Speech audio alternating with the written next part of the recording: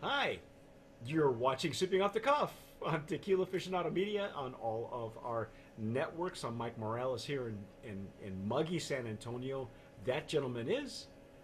Dave Dinius. I'm in freezing cold Reno, Nevada right now. Yeah, I know where you'd rather be, anywhere below that border right behind Yeah, you. there somewhere. Yeah, hey, I like that map. That's good. It's a nice little touch, I think. Well, considering how the San Jose Sharks are doing, I guess you're better off just, Hey, they're doing hey. pretty good. They're doing. I should talk. I haven't seen a hockey game in I don't know how long. And the Dallas Stars, I don't even know how they're doing. I don't even care. Yeah, you don't want to care. No, I grew up in the L.A. area, so I've always been a Kings fan. They're But suck. yeah, they're sucking wind too, aren't they? Yeah. Okay, well that's our hockey for tonight, folks. Yep. That's it.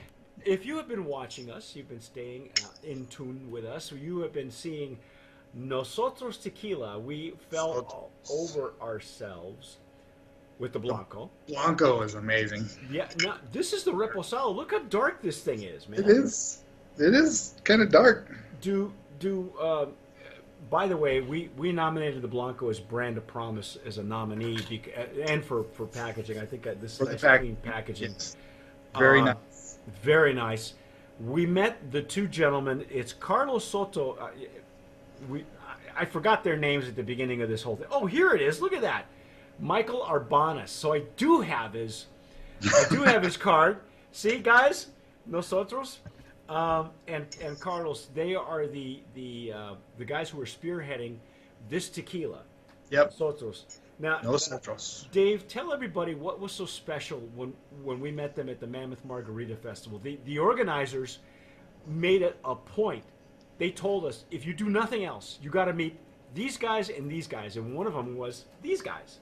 Yeah, Nosotros because they had a good tequila and they were just young kids that were brand owners. What, 23, 24, 25 years old, somewhere Yeah, right. They're, I they. think they're still trying to get out of college. I think they're too busy to get out of college because They might be. they have gotten into some wonderful locations. Didn't they say they were in Total Wine? Uh, they might have been. Yeah, I think that they're readily available all over, anywhere from where you are in Reno, south Mhm. to Southern California. You can They're, buy it online. That you know, um, how much was the price point? You said 35 for the Blanco. This is what 30? 35 for the Buggo. This $39. No kidding. See, I thought so. Do we know? First of all, let's give the particulars. The website is, of course, nosotrostequila.com. Their proceeds, some of the proceeds go to a charity that they started. It's a Sure. nonprofit. It's called wavesforwater.org. I don't know if you can see that right there, but Yep. check both of Can see those that. out. Um, and this is coming from the distillery known 1438, 1938. which, if I'm not mistaken, is Destiladora del Valle de Yep. Tequila. That sounds Uh, about right. and it is kosher, ladies and gentlemen. This is Kosher. this is a kosher tequila. So for those of you who are drinking kosher now and eating kosher, not a bad thing. It's $1 billion. Hey man, it's a $1 billion industry. So we certainly recognized it. Um, do we know, for instance, how long this has been aged? Because I don't recall having tasted it at the show. I don't remember. Uh, One thing we forgot to mention though is they were at the San Francisco World Spirit Competition, double gold, and also best tequila. No, what year was that? Uh, they had to be in the last 2, 3 years Okay. because they're only around since 2016, I think. Yeah, because we ran across a couple of those, a couple of award-winning tequilas who were just launching, Yeah, uh, and as a matter of fact, one of them you and I have tasted. By the time you all see this, that first one will have already aired. yeah. So yeah, that's nothing to sneeze at when you can compete with the big boys and you're literally in your early 20s. Yes. I mean, it puts the rest of us to shame. What was I doing when I was their age? I don't remember what I was doing when I was I, their age. I think I was still in college or dating or something. I don't know. Jeez. I'm going to use my Stossel Jarrito. This is the one that typically I use for mezcal, but I'm going to be using this one for now. And you've Use got the tall one the tall for one for the tequila. tequila one. So I love the color on the bottle. I gotta Yes. say, I don't know any particulars. I don't know how long it's been aged. I wish I had that kind of information. It could be. I don't know. I hesitate to say it's a beautiful color. I mean, there are some Very. añejos that look like this. It was kind of forming them legs a little slow. Yep. Oh, it's nice. Oh yeah. This is more of your nice and slow as opposed to the Blanco. The Blanco was much quicker. Yes. These cling to you can see the beads clinging to the glass. Hopefully, Oh yeah. They're just clinging there. that's pretty. It's a lovely color. Very good, nice color. Yes. It's a nice amber. Yep. Yeah.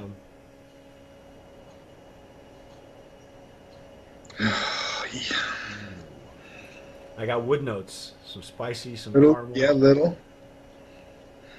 touch of alcohol, just a touch. See, I'm not getting much of the alcohol on my sample. I'm getting a lot of spice notes coming from the barrel. It smells like whiskey. It smells like whiskey barrels to me.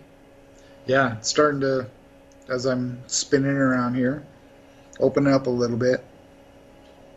I'm getting some fruit now too. I'm actually getting some of the agave that we got in the Blanco. Yes, it's there definitely. That's nice. That's very pleasant. It is. Very pleasant. It's not real strong on the nose though. I'm almost having to dig kind of in there a little bit. That first pass, I could get the barrel note on the first pass, and then now to pull anything else out. Little hint of vanilla, I think. Yeah. Now that it's opening up. I still get some fruit, especially if I go deeper to the side. I'm getting some kind of spice notes and fruit, and maybe Yeah. like dried fruit. It could be. Like a dried cherry or something.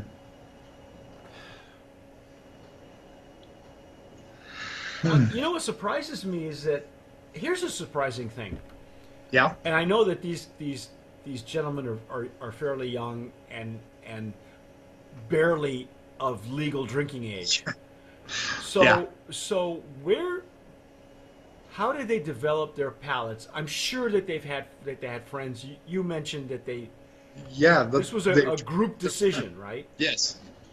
They gave samples to their friends and said, "Here, what do you think? What do you think?" They were saying, "Well, this one's better. This one's." I think it was just going for drinkability. But I like the complexity of it. I like that especially with the Blanco, there was a lot going on there. Even though there was a more of a fruity and flowery, it was very much leaning more toward the Highland version. We talked about the Blanco, that this distillery is known for doing blends of Highlands and Lowlands agave.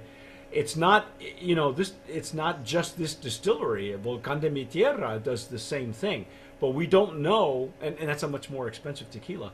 But we don't know what the percentages are. If it's a 50-50, 60-40, 70-30 blend of Highlands and Lowlands. But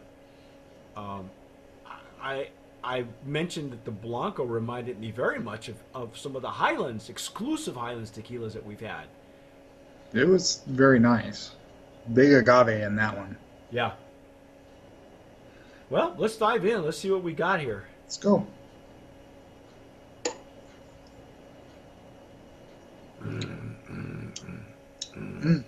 Wow. Nice. I'm still getting the agave that we got in the Blanco. Little of the agave, touch of the wood. Some, yeah. It was equal. It was balanced. Yes, it's very balanced. Nice.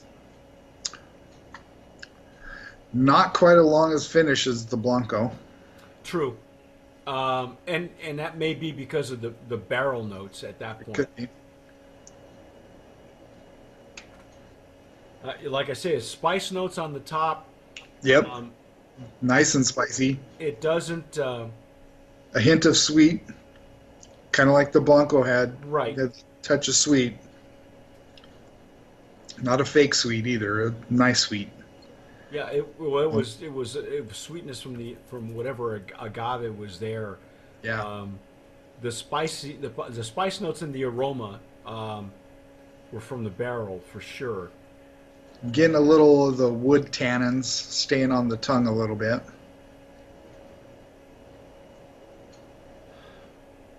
There's a lot going on in this thing. It is. Um, I would love to know. Are you on the website at all?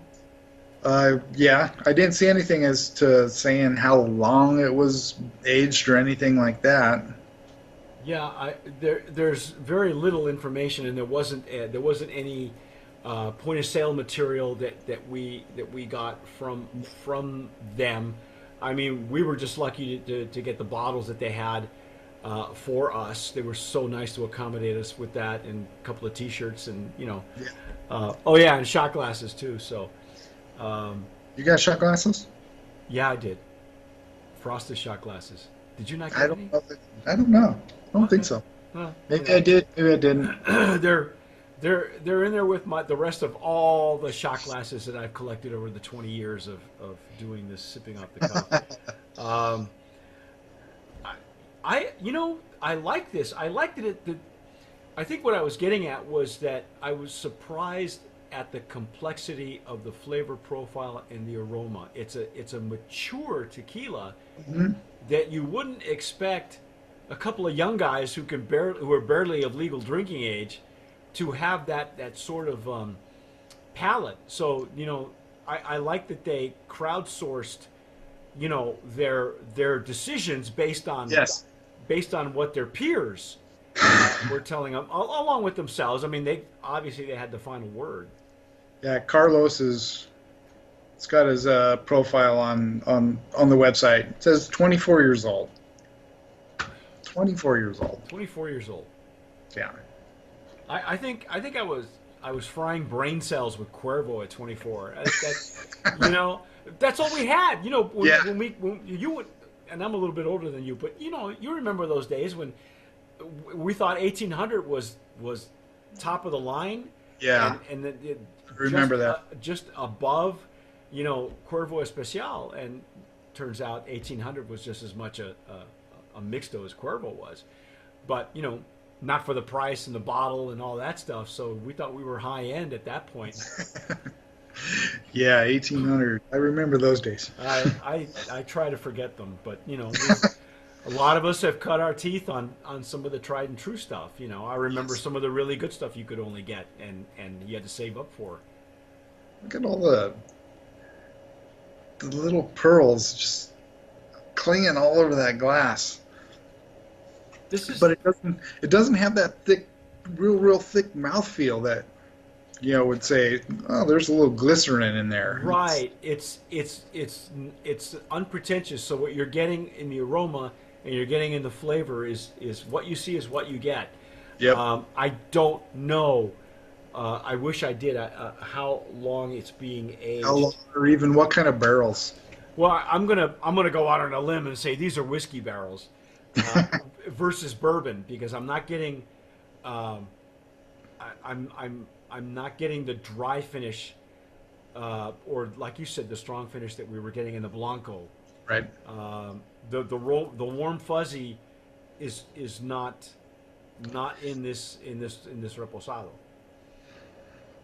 Still makes me warm and fuzzy, but It's not lingering there as long as the Blanco did, for sure. The retro nasal is more spices, more Mm, anise, more. It's yeah, really baking spices, and uh, maybe in the back of the palate a little bit of the cloves, maybe some cloves. cloves is the one that kind of, yeah, I think And I'm noticing. at the rear, yeah, it's more the char and the bitter notes. It's not as far as chocolate, but it could be more toward the anise and almost licorice. Hmm. But That's nice. it's clean. I like it that it's clean. Hey, let's do this, man. Let's say Sure. Brand of Promise nominee, Brand of Promise nominee. and it's Okay. in the Reposado category. Now again, last year, remember Dave, you and I were talking about that. The Reposado category it's a burgeoning category where the brands are making a big statement with their Reposados. Yes. Um, I would like to see. I hopefully someday soon, these guys have enough in the bank account to come up with an añejo. I'd like to see Yeah. how this ages. It should age very nicely, is my guess. Yeah, and hopefully, when the añejo comes out, we'll be first in line. We'll be on that short list to get the añejo. But that is Oh, our. so we're talking to you about that. Yeah, that's right, Carlos and Michael, guys. Yep. Hey, thanks again for taking for giving us the samples to take with us, and we've been Yes. hoarding it since last August. Congratulations to these two young gentlemen. Brand of Promise. If I say it once, I'll say it again. If the tequila industry, if this is the future of the industry, we're in good hands, man. Good. Congratulations. That's Brand of Promise nominee for Nosotros Tequila Reposado. I am Mike Morales here in San Antonio. That gentleman is. Dave Dinius, I'm in Reno, Nevada. You have been watching Sipping Off the Cuff on Tequila Aficionado Media on all of our channels and networks. Please subscribe if you're watching us on YouTube or anything on Anchor FM. You can hear our Yes. podcast. This is The podcast. Yes. you don't have to drink and drive. You let us do the drinking. You can drive and listen to us Yep. while you're on your way to work or anywhere else.